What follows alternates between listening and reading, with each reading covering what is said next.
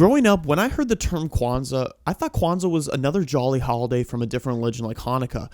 Oh boy, was I mistaken.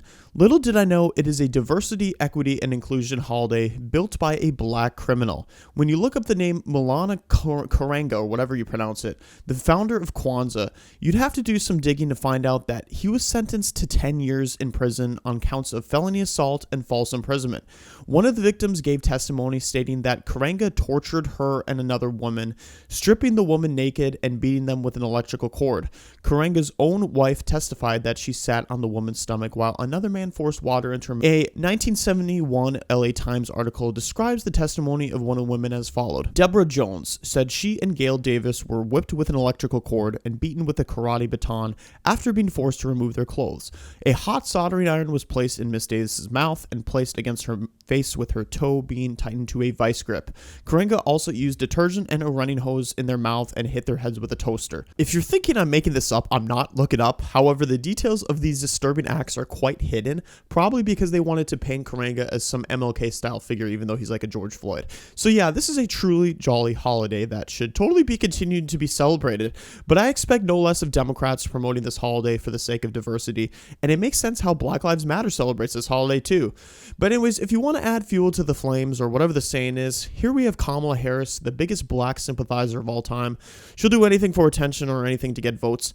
Says she was raised with Kwanzaa, even though she was born 2 years after the invention of the holiday. It's just another cringe video of her pandering to the black community. You know, my sister and I, we grew up celebrating Kwanzaa. Every year, our family and our extended family, we would gather around across multiple generations, and we'd tell stories. The kids would sit on the carpet, and the elders would sit in chairs, and we would light the candles, and of course afterwards have a beautiful meal.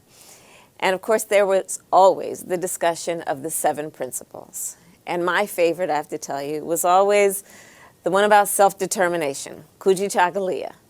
And, you know, essentially it's about be and do. Be the person you want to be and do the things you want to do and do the things that need to be done. It's about not letting anyone write our future for us, but instead going out and writing it for ourselves.